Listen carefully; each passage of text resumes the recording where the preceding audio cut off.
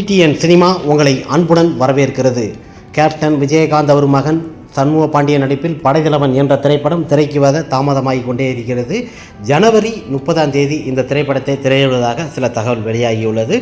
Captain Vijayakanth அவர் மகன் சண்முக பாண்டியன், யாமினி சந்தர், கஸ்தூரி ராஜா போன்ற பலர் நடித்திருக்கும் இந்த திரைப்படத்தின் இயக்குனர் யு அன்பு. இந்த திரைப்படத்திற்கு இசை அமைத்தவர் இளையராஜா.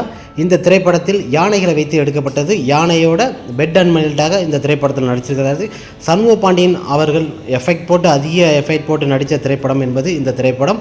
இந்த திரைப்படத்தோட சண்டை காட்சி, ட்ரெய்லர் எல்லாமே வெளியிட்டாங்க. மிக அருமையாக கேப்டனை மிஞ்சும் அளவுக்கு ஃபைட் சீன் பண்ணியிருக்கிறான்னு சொல்லி செய்திகள் மற்றும் பல சேனல்கள் வெளியாகியுள்ளது.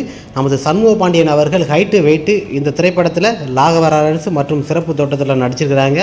இந்த திரைப்படத்தில் ராகவரான்ஸ் அவர்கள் அந்த சில விஷயங்களை பார்த்துட்டு அதில் ஒரு பாடல் மற்றும் பல விஷயங்களில் அந்த திரைப்படத்தில் நடிச்சிருக்கிறாரு. சண்முக பாண்டியன் அவர்களை குறை சொல்லவே முடியாது. யு அன்பு அவர்களே டைரக்டர் சொல்லியிருக்கிறாரு. இந்த திரைப்படத்தில் பொறுத்த வரைக்கும் அவர் நிறைய எஃபெக்ட் போட்டிருக்காரு. ஆக்ஷன் இல்லாத ஒரு ஹீரோவை ஆக்ஷனாக நடிக்க வைக்கணும். அது சண்முக பாண்டியன் அவர்களுக்கு கரெக்டாக இருக்கும். ஹைட்டு வெயிட்டு அந்த யானைகளோட சண்டை காட்சிகள்லாம் பார்த்தீங்கன்னா காடுகளில் மிக பிரமாதமாக எடுக்கப்பட்டது. இரவில் ஒரு காட்சியெல்லாம் எடுக்கும்போது பார்த்தீங்கன்னா அப்படியே ஒத்துழைப்பு மெழுகுவர்த்தியெல்லாம் பொருத்தி என்ன சாப்பாடு இருக்கோ அதை சாப்பிட்டுட்டு அப்படி ஃபைட் சீன்லாம் பண்ணியிருக்கிறாரு. இந்த திரைப்படத்துக்கு எதிர்பார்ப்பு அதிகமாக இருந்தது.